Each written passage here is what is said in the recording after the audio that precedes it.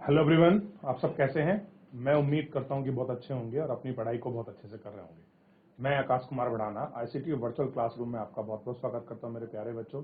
जैसा आपको पता है कि मेरे प्यारे बच्चों, हमारी आपका 7th क्लास है और 7th क्लास में हम लोग आपका देख रहे हैं मेरे प्यारे बच्चों हमारी अपनी पुस्तक हमारे अतीत। और इसी में हम लोग, आपको पता है कि पहला चैप्टर हम लोग शुरू कर रहे हैं। हजारों वर्षों के दौरान हुए परिवर्तन की पड़ताल यानी कि जांच हम लोग कर रहे हैं। कल हमने आलेदरीसी का बना हुआ मानचित्र देखा। फिर उसके बाद 720 ईस्वी में जो आपका नया मानचित्र बना था उसको हमने देखा। फिर उसके बाद हमने नई पुरानी शब्दावलियों को समझा कि आपका शब्दावलियों के अर्थ कैसे चेंज हो गए, कहा कि हिंदुस्तान शब्द कहाँ कहाँ का प्रयोग किया जा रहा था। फिर उसके बाद हमने जो है देखा कि हम लोग कैसे शब्दों के मायने बदलते हैं। इन मायनों को हमने गौर करके देखा, इनको हमने समझा। क्लियर है। और नगरवासी के लिए कोई वनवासी कैसे विदेशी होगा, इन सब चीज के विषय में हमने पढ़ लिया। और कोई अलग आपका धर्म संस्कृति परंपरा से जुड़ा है तो हमारे लिए वो भी आपका विदेशी होता था। इसको हमने कल आपका देखा। आज हम देखेंगे इतिहासकार और उनके स्रोत, यानी कि जो इतिहासकार हैं और जो उनके स्रोत हैं, किस आधार पर वो लोग अध्ययन करते हैं, नए पॉइंट निकलते हैं, उनको रखते हैं, उन सभी को चलिए देखते हैं। इतिहासकार किस युग का अध्ययन करते हैं और उनकी खोज की प्रकृति क्या है, इसे देखते हुए वे अलग अलग तरह के स्रोतों का सहारा लेते हैं। उदाहरण के लिए पिछले साल आपने गुप्त वंश के शासक और हर्षवर्धन के बारे में पढ़ा है। कह रहा है जो पिछले साल के जो शासक हैं और जो गुप्त वंश के शासक हैं और हर्षवर्धन हैं, उनके विषय में आपने पढ़ा है। इस पुस्तक में हम जो है मोटे तौर पर 700 से 750 ईसा पूर्व तक 1000 वर्ष का जो के बारे में जो आपके परिवर्तन हुए हैं, उन परिवर्तनों को अच्छे से गौर करके इन सारी चीजों को हम लोग आपका पढ़ेंगे। ठीक, क्या परिवर्तन है, कैसे दौर हुए हैं, क्या उनके चेंजेस हैं, इन सभी को हम लोग आपका गौर करके पढ़ेंगे। इस काल के अध्ययन के लिए इतिहासकार जिन स्रोतों का प्रयोग करते हैं उनमें बहुत सी बातें ऐसी मिली हैं जो पिछले युग में वैसी ही चलती आ रही। कैसे मिली हैं? जैसे मिली हैं वैसी ही जो है इतिहासकार इस काल के बारे में सूचना इकट्ठी करने के लिए अभी भी सिक्कों, शिल्पकारों, स्थापत्य कला, भगवान निर्माण, लिखित सामग्री पर निर्भर करते हैं। ठीक, पर कुछ बातें पहले से काफी भिन्न हैं। इस युग में प्रमाणिक लिखित सामग्री की संख्या और विविध आश्चर्यजनक रूप से बढ़ गई। इसके आगे इतिहासकार सूचनाओं के दूसरे प्रकार का स्रोत का इस्तेमाल धीरे धीरे कम। इस समय के दौरान कागज क्रम से सस्ता हो गया था और बड़े पैमाने पर उपलब्ध होने लगा था। क्या हो गया था? जो कागज है इस दौरान क्रम से आपका सस्ता हो गया और बड़े पैमाने पर उपलब्ध होने लगा, और इन सब चीज आपकी सारी सस्ते पड़ गए और उपदेश और अर्जित अदालतों के दस्तावेज, हिसाब, कर खाते आदि भी सब चीज होने लगे। ठीक, यानी कि ये वो दौर था जिस समय अपने लोग धार्मिक ग्रंथों को लिख रहे थे, शासक अपनी यात्रा वृत्तांत को लिख रहे थे, संतों के लेखन, उपदेश, अर्जियां, अदालत, आपके दस्तावेज, ये सब आपका लिखने का जो काम था उपयोग में होने लगा था। धनी व्यक्ति, शासक जन मठ तथा मंदिर पांडुलिपि एकत्रित करने लगे थे। करे जो धनी व्यक्ति थे और जो लोग शासक जन थे, मठ में या जो मंदिरों में रह रहे थे, वो क्या कर रहे थे? पांडुलिपियां एकत्र कर रहे थे। पांडुलिपि का मतलब जानते हो बच्चों क्या होता है? पांडुलिपि देखिए दिखाता हूं आपको मैं। इसमें शायद पांडुलिपि का एक कोई पन्ना मिल जाए मेरे को। देखिए, ये देख रहे हैं, जिस तरह से आप लोग हैंड राइटिंग में कोई नोट लिखते हैं उसी को हम क्या बोलते हैं? आपका पांडुलिपि कहते हैं। ठीक, ये फिलहाल क्या कर रहा है? पांडुलिपि की आपकी नकल कर रहा है। ठीक है ना। आज के समय में जिस तरह से प्रिंटिंग प्रेस और टाइपिंग की व्यवस्था है, 1700-1800 में ऐसी कोई व्यवस्था नहीं थी। क्लियर है। चलिए आगे देखते हैं। अब कह रहे हैं कि इन पांडुलिपि को पुस्तकालय तथा अभिलेखागार में रखा जाता था। पुस्तकालय मतलब जहां पर बहुत सारी पुस्तकों का भंडार हो, उनको कहते हैं पुस्तकालय यानी कि लाइब्रेरी।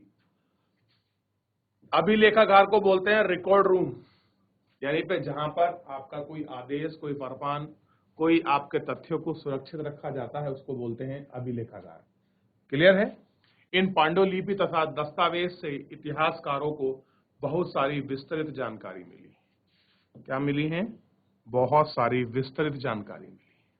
ठीक, मगर साथ ही इनका उपयोग कठिन है। कह रहे जिस तरह की जानकारी मिली है आप उनका उपयोग करें, ये बड़ा कठिन है। ठीक,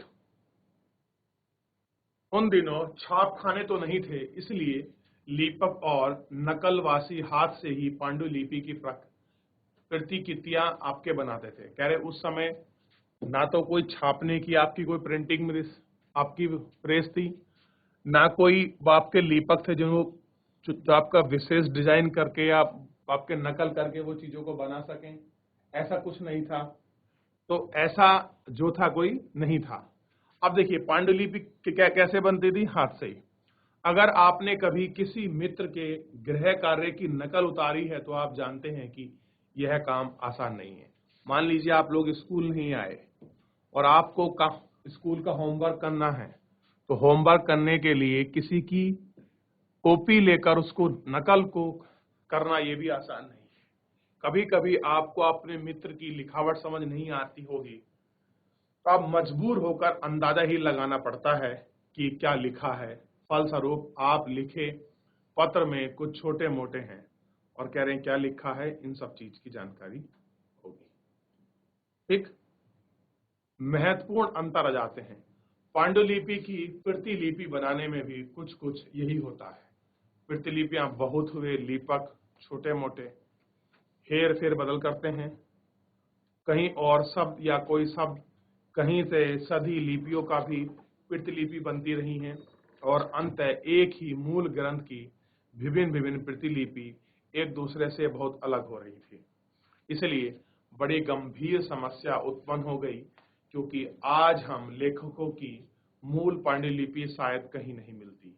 कह रहे जो मूल पांडुलिपि थी उसको ढूंढना, उसको आज तक समेट कर रखना और वो चीज हमको वैसे ही मिल जाए, ये अपने आप में एक बहुत बड़ा चैलेंज और बहुत बड़ी चीज थी, क्योंकि वो हमको नहीं मिलती, क्योंकि मूल ग्रंथ की पांडुलिपि अलग थी।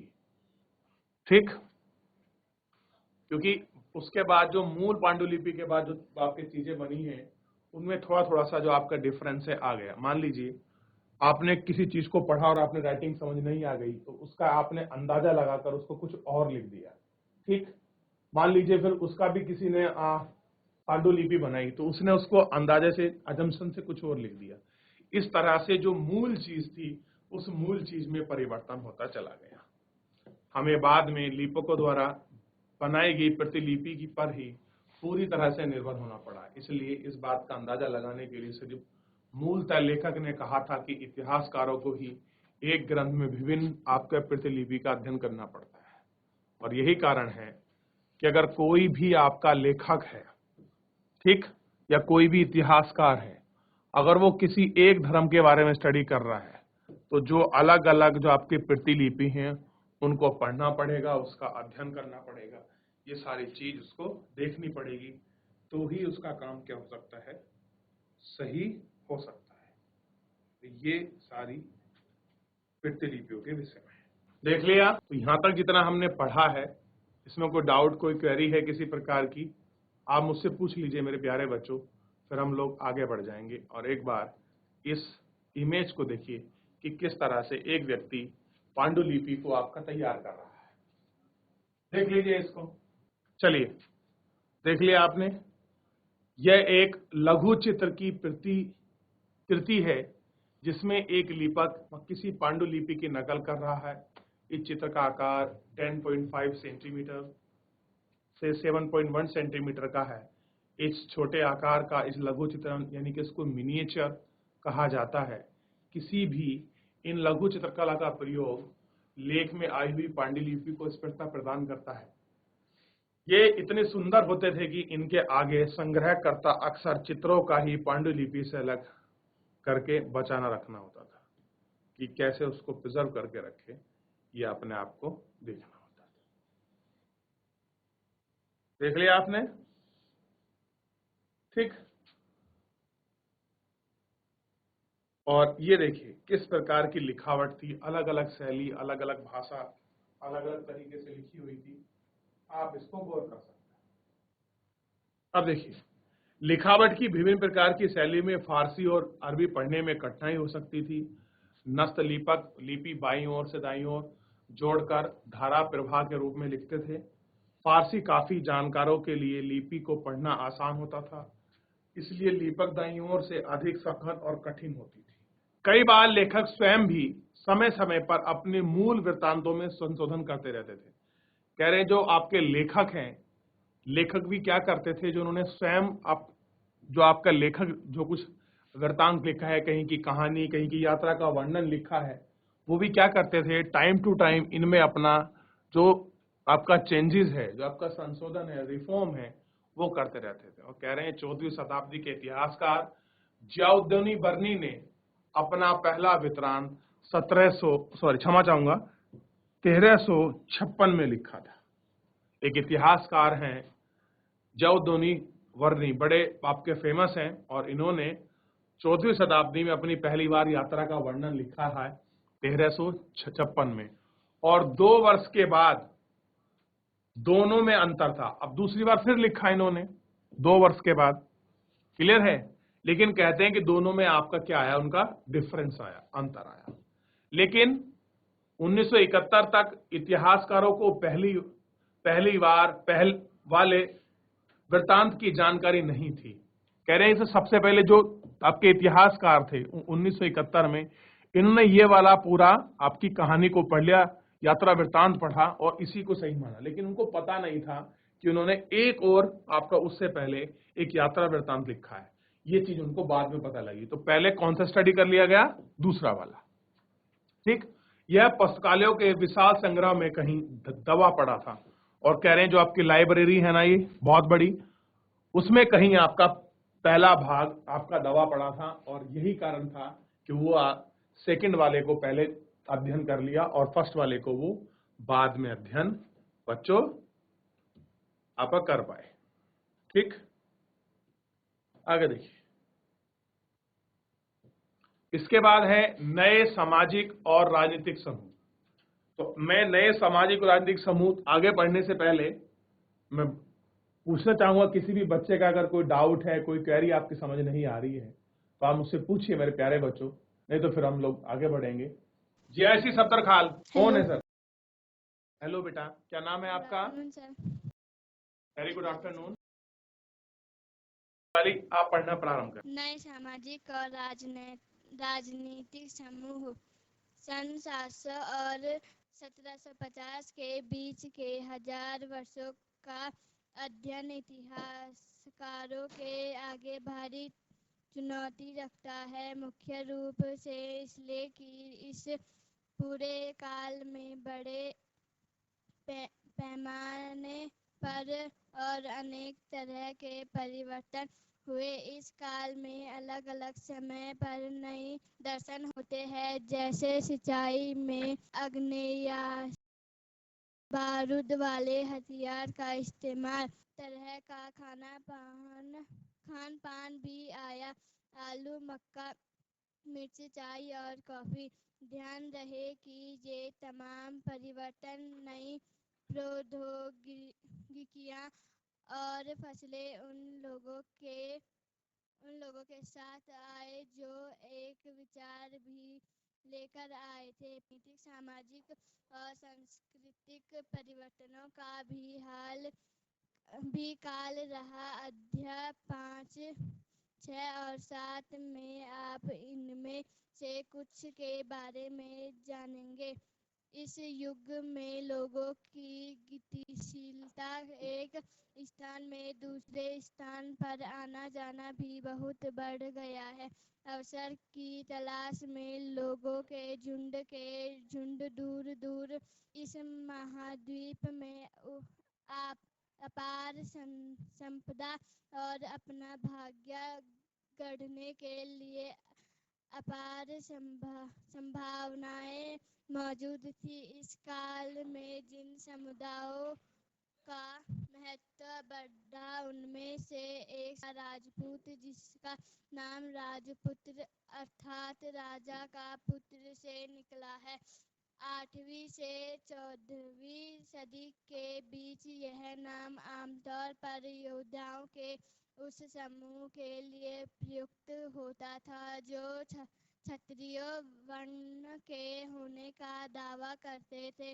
राजपूत शब्द के अंतर्गत केवल राजा और सामंत वर्ग ही नहीं बल्कि वे सेनापति और सैनिक भी आते थे जो पूरे उपमहाद्वीप में अलग अलग शासकों की सेनाओं में सेवारत थे। कवि और चारण राजपूतों की आचार सहित प्रबल पराक्रम और स्वामी भक्ति का गुणगान करते थे। इस युग में राजनीतिक सिख, जाट, अहोम और कायस्थ मुख्यतः लिपिक और मुंशियों का कार्य करने वाली जाति आदि समूह ने भी उठाया। चलिए, बहुत बहुत धन्यवाद जीआईसी सदरखाल की बच्ची, बहुत धन्यवाद। आप बैठ जाइए। अगला नंबर है जीआईसी पांगो। माइक ले बेटा, आप पढ़ लें। शाबाश। चलो कोई भी बच्चा पढ़ लो, आप ही पढ़ो जिनके हाथ में माइक है, आप ही पढ़ ले। माइक कौन है बेटा? सब स्कूल देख रहे हैं। पढ़े आप। ठीक है मयंक, बेटा आप पढ़ो। इस पूरे काल के दौरान क्रमशः जंगलों की कटाई हो रही थी और खेती का इलाका बढ़ता जा रहा था। कुछ क्षेत्रों में परिवर्तन अन्य क्षेत्रों की अपेक्षा अधिक तेजी से और पूरे तौर पर हुआ। पर्यावरण में परिवर्तन के कारण कई वनवासियों को मजबूर होकर अपना स्थान छोड़ना पड़ा। कुछ और वनवासी जमीन की जुताई करने लगे और कृषि नए समूह क्षेत्रीय बाजार मुखियाओं, पुजारियों, मठों और मंदिरों से प्रभावित होने लगे। वे बड़े और जटिल समाजों के अंग बन गए। उन्हें कर चुकाने पड़ते थे और स्थानीय मालिक वर्ग की बेगार करनी पड़ती थी। परिणाम स्वरूप किसानों के बीच आर्थिक और सामाजिक अंतर उभरने लगे। कुछ के पास ज्यादा उपजाऊ जमीन होती थी। कुछ लोग मवेशी भी पालते थे और कुछ लोग खेती से खाली समय में दस्तकारी आदि का कुछ काम कर लेते थे। जैसे जैसे समाज में अंतर बढ़ने लगे, लोग जातियों और उपजातियों में बांटे जाने लगे और उनकी पृष्ठभूमि और व्यवसाय के आधार पर उन्हें समाज में ऊंचा या नीचा दर्जा दिया जाने लगा। ये दर्जे स्थानीय नहीं थे। किसी जाति विशेष के सदस्यों के हाथों में कितनी सरलता, प्रभाव और संसाधनों को नियंत्रण है, इसके आधार पर इसके दर्जे बदलते रहे थे।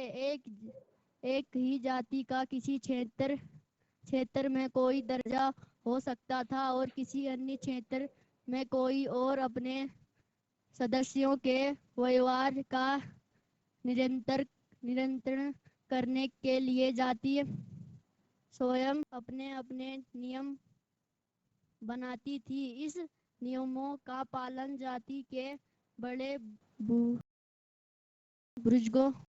की एक साथ करवाती थी, जिसे जैसे कुछ इलाकों में जाति पंचायत कहा जाता था, लेकिन जातियों को अपने निवास के गांवों के रिवाजों का पालन भी करना पड़ता था। इसके अलावा कई गांवों पर मुखियाओं का शासन होता था। मिलाकर वे किसी राज्य की एक छोटी इकाई भर होती थी। 8 बहुत बहुत धन्यवाद आपका। जय श्री पंगु बच्चे, आप बैठ जाएं, बैठे हुए हैं आप। बहुत बहुत धन्यवाद, आपने बहुत अच्छा पढ़ा, शाबाश। एक बार सभी बच्चों के लिए आपका तालियां, आपके जिन बच्चों ने पढ़ा है। एक बार सभी बच्चे क्लैपिंग करेंगे जिन बच्चों ने पढ़ा है। बहुत बढ़िया। चलिए मैं आपको समझाता हूँ। अखिलेश, आपने बहुत अच्छा पढ़ा। माइक को ऑफ कर दें और ध्यान दें। अब कह रहे हैं कि हमारे बीच क्या हो रहा था, नए हमको सामाजिक समूह और राजनीतिक वर्ग मिल रहे थे। क्लियर थे? क्या थे ये सामाजिक समूह? अब देखो, आप लोगों ने पढ़ा है, अब आप सामने आपका बोर्ड पर ध्यान दीजिए सभी बच्चे, ठीक है। अब टाइम पीरियड भी हमको बता रहे हैं कि सन 700 से लेके 1750, ठीक, यानी कि 1000 के बीच में जो आपके चेंजेस हैं, जो अध्ययन है, वो स्टडी करें। कब का है? 1000 वर्षों का अध्ययन इतिहासकारों के आगे भारी चुनौती है। कैसा है? एक बहुत बड़ा आपका चैलेंज है उनके सामने, कि मुख्य रूप से इस पूरे काल में बड़े पैमाने पर अनेक तरह के चेंजेस हुए। सबसे बड़ी बात है यहाँ इनको क्या मिलेगा? अलग अलग तरह के जो आपके चेंजेस हैं, यानी कि जो आपके परिवर्तन हैं इतिहासकारों को, वो आपको देखने के लिए मिलेंगे। उन परिवर्तनों को हमको पढ़ना है, समझना है। कैसे? कि अलग अलग काल में और अलग अलग समय पर क्या हो रहा था, नई टेक्नोलॉजी का आपका दर्शन हो रहे थे। अब आप देखिए, जिस तरह की आज तकनीकी है, आज से 50 साल पहले ऐसी नहीं थी, यानी कि 20 साल पहले भी इतनी। ये आप मानते हैं कि नहीं मानते?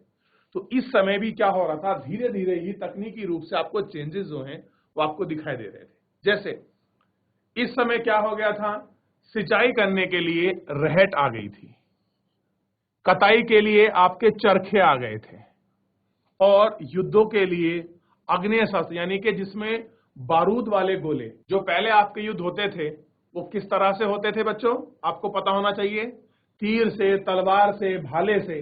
लेकिन अब क्या हो रहा है, युद्ध किससे होने लगे हैं? बंदूक से होने लग गए हैं, बारूद वाले हथियारों से होने लग गए हैं।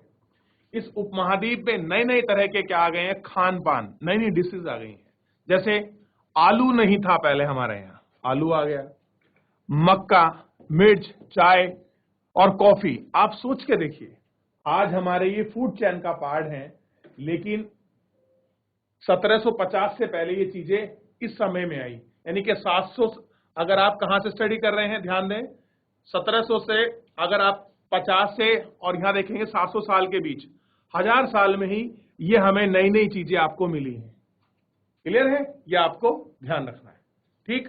और तमाम ऐसे नई तकनीकी के आपके परिवर्तन थे। बहुत सारे ऐसे फसलों के नई नई फसल आ रहे थे, उनके परिवर्तन थे। इन्हीं का ये आपका रिजल्टेंट था कि यहाँ पर आर्थिक, राजनीतिक, सामाजिक और सांस्कृतिक ये चेंजेस भी क्या आएंगे, आपको यहाँ नजर आएंगे। क्लियर है? इनके विषय में और कल हम बहुत अच्छे से पढ़ेंगे। फिलहाल एक छोटा सा इमेज मैं आपको दिखा रहा हूं, ये रहट का चित्र है। इसका है रहट।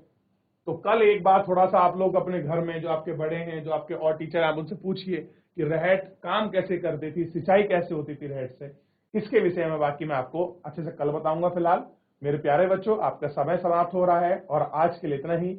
मिलते हैं नेक्स्ट लेक्चर में, तब तक अपना ध्यान रखिए, स्वस्थ रहिए, अपनी पढ़ाई को बहुत अच्छे से करते रहिए। मुझसे जुड़ने के लिए आपका बहुत बहुत धन्यवाद।